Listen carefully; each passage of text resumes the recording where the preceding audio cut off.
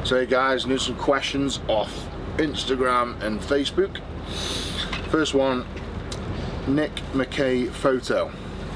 You mentioned now you've lost weight, you've put muscle on. I wouldn't say that.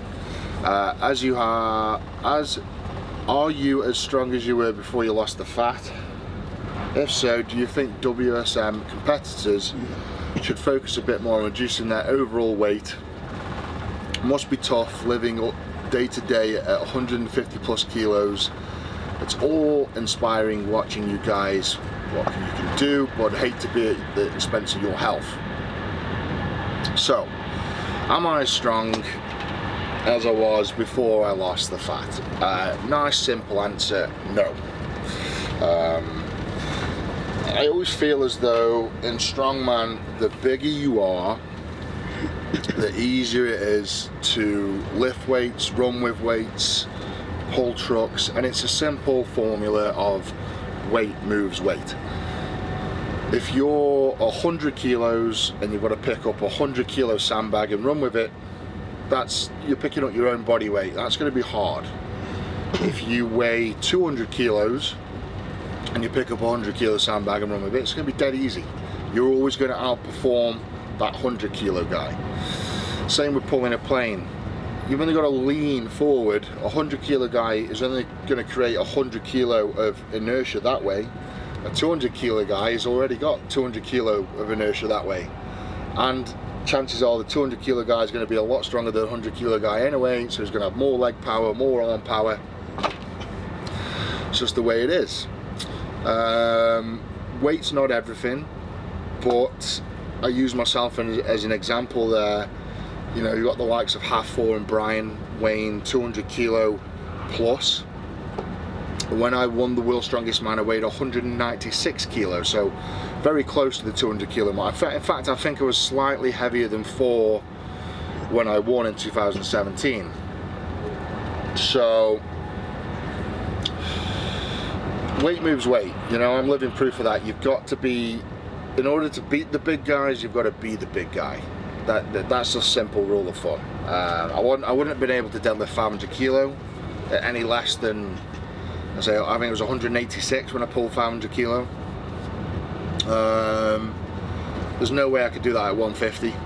You would literally just, I wouldn't have enough protection around my spine and hips. It would blow my back out. And I think that the modern day strongman don't need to concentrate on, sorry, I've got my doorbells going off. The modern day strongman don't need to concentrate on losing weight. They should concentrate on being as big, as powerful and strong as they can, because at the end of the day, it's called the world's strongest man, not the world's most athletic, not the world's most mobile or agilic, the world's strongest. So, in my opinion, World's Strongest Man 2017 was a perfect mixture of events. It was free static and free moving. We had tire flip, plane pull, and Atlas stones, and then we had squat, deadlift, and Viking press. So let me just get my door, sorry. Hello? Hello, come to Radio Electric, it's from the old street, yeah. How are you, mate? I think the wife, she must be in the shower, mate. Bye. So yeah, I think that the strongman should carry on being as big and powerful as they can, because at the end of the day, that's what the world's strongest man is, and that's what people want to see. I don't want to see a man, I don't want to see the guy that's quick, who's the quickest running with a sandbag or a safe or a farmer's wall. I want to see a guy, how much weight can he pull, how much can he deadlift, how much can he press above his head, how much can he squat, how much can he shoulder press, how much can he bench, how big a plane can he pull and how fast a time. You know, the agilic stuff, the stuff that the lighter guys can be good at, the running, you know, the sort of loading medleys, and even stuff like the keg toss and sandbag toss. Fuck it off. It's not, for me, it's not a true test of strength. And People need to realise that the world's strongest man is exactly that. It's the world's strongest man, and we need to find out who the strongest man in the world is. Stop fucking coughing, you're ruining my video. I'm trying. Next question is from Archibald XX. What's the most dangerous part of your career? A point where you thought you were going to die? That's a good one. So when I was training for World's Strongest Man 2017, I reached a body weight of 196 kilo, which is about, it's a little shy of, I mean, it's like 31.5 stone in English terms, or 433 pounds. And 5 weeks before the World's Strongest Man, I mean, put it this way, every single night I went to bed, I didn't think I was going to wake up again. And that's the truth, you know. I always felt as though I was pushing the boundaries that little too much. I always, you know, I'd be driving my car, I'd get a little chest pain, I'd be like, oh, this is it. You know, I always thought I was having some sort of stroke. I'd be watching TV, I'd feel a bit of a pain down my arm, the left side of the face, like something would go. So yeah, it was a constant sort of mental, I don't know if it was anxiety attacks or what, but that last year was pretty hard mentally to keep getting up every day and keep pushing the boundaries. And 5 weeks before the World's Strongest Man 2017, I believe it was 1 week before Europe's Strongest Man 2017, I had to have an ambulance out to my house because I just had a massive breakdown, I think. I was sitting watching TV, I didn't feel right all night, I looked a bit pale. Went to bed, probably half an hour just lying in bed, my heart rate was going, and I got up and went back downstairs and watching TV, got one of those oximeter readers on my finger, so my heart rate was 140 beats per minute, and that was just sitting on a couch, 140 beats per minute. And then my oxygen levels were like 93-94%, which isn't great, but it was alright. And I sat there for ages just waiting for my heart rate to come down, and then I was just watching TV, and then I heard the thing going off. It does an alarm system if it goes too high or too low, and it started going off, and my heart rate just went from 140 down to 120, 90, 60, 30 beats per minute, and I went dead dizzy. And I stood up and I fell over. Got the ambulance out, and they just basically said, they did an ECG on me. I refused to go to hospital because it was 5 weeks before World's Strongest Man, because I knew if I went in I was going to be in there for a few days, it would fuck me up. So I refused to go in. I just wanted to know what was wrong with me there and then. So they did the ECG. That showed everything okay, apart from my potassium levels were through the roof. I don't know how they saw that from an ECG. And I worked out that what you can do is, if you overdo your electrolytes, and I was at the time. We're now approaching Milton Keynes Central. Sorry. When leaving us here, make sure you have all your luggage and belongings with you, and please mind the step down to the platform. Right. Thank you for travelling with Virgin Trains. Great.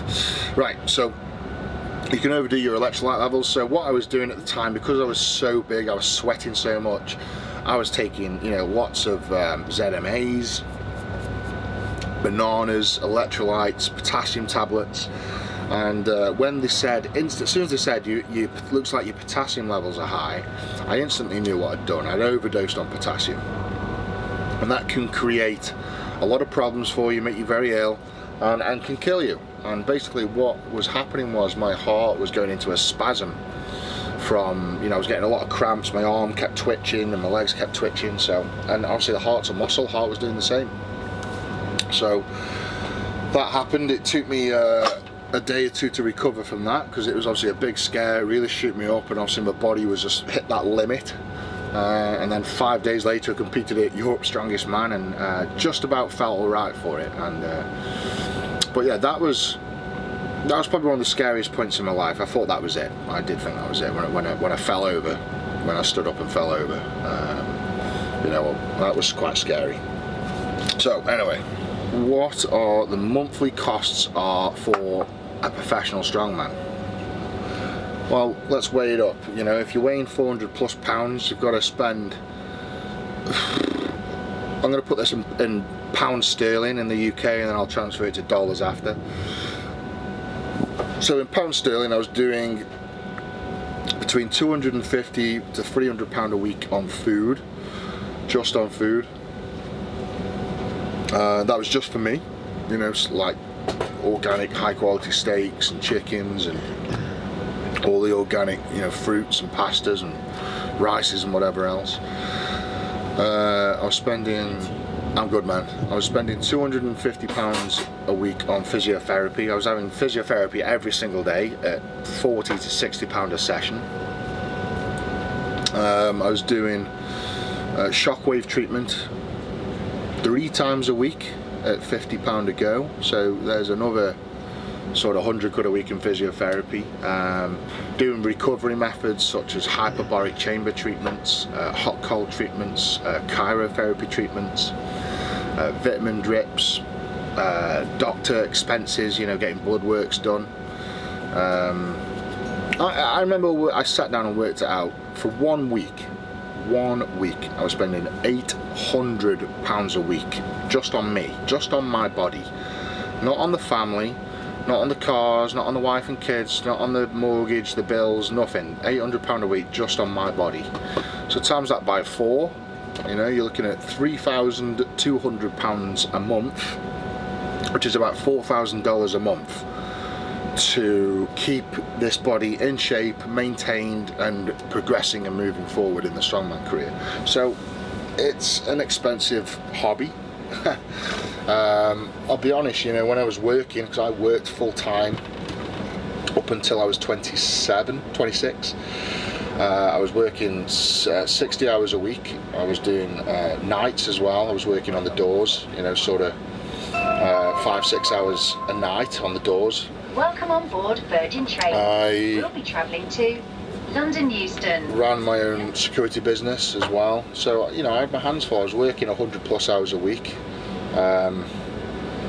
plus with all those hours, plus doing the 20 plus hours in the gym.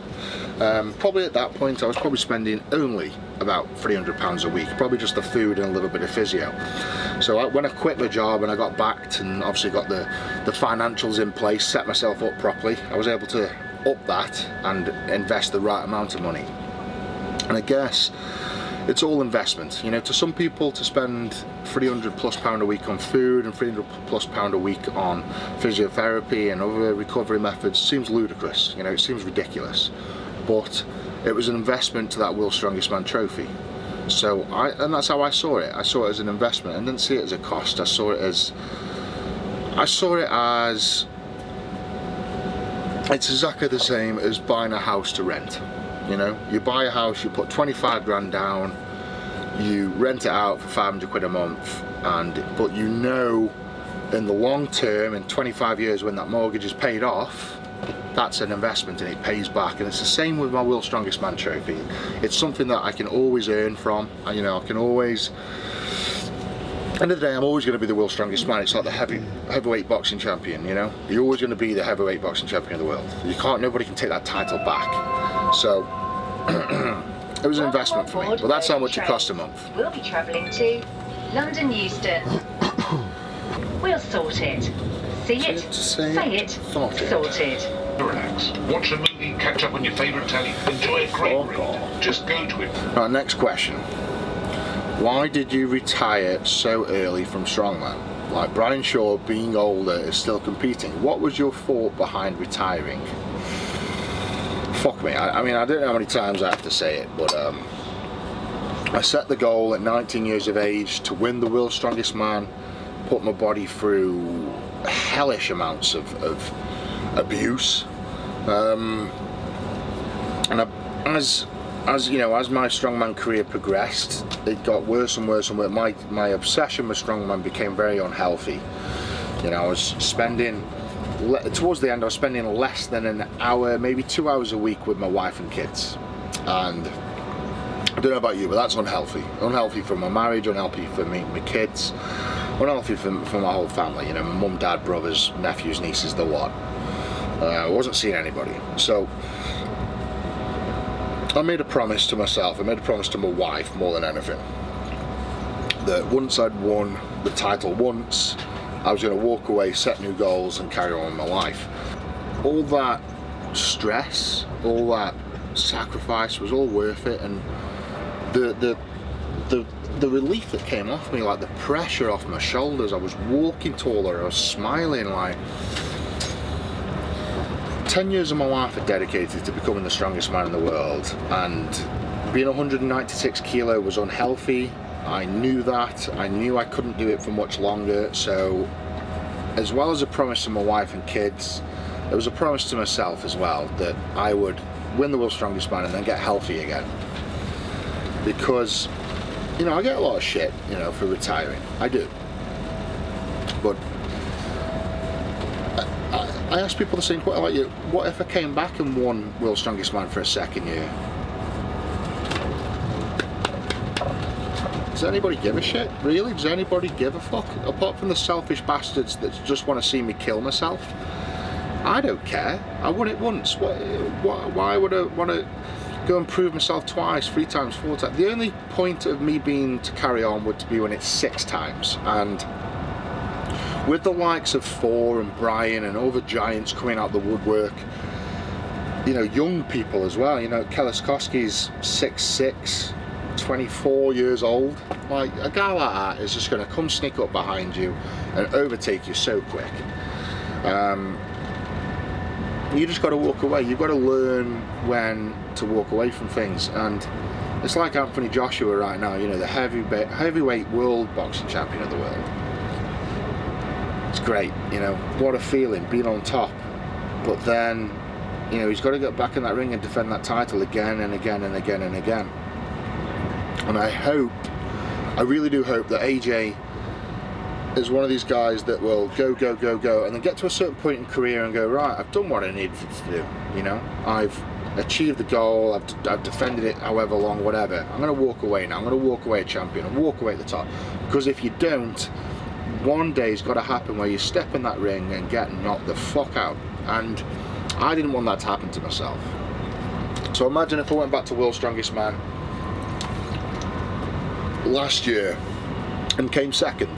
I'm not saying that I would have. I reckon I'd have won it, but that's a different matter. Words are cheap.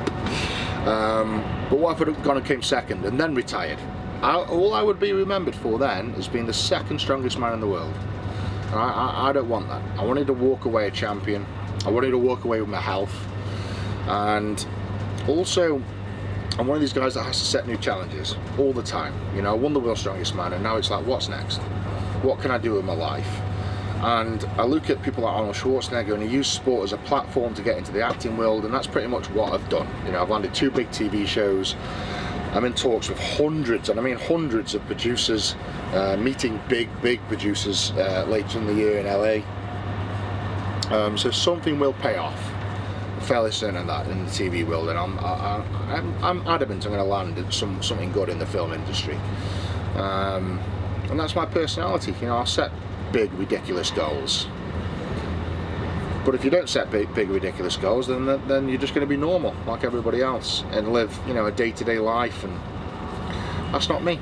It's just not me. I have to go and push the boundaries. Thanks for watching, guys. Thanks for the questions, and please subscribe to the channel. I'm going to be doing a lot more content now. I'm back in the UK as of July, so another month or 2 of hard work yet, but yeah, thanks for the support, guys. See you later.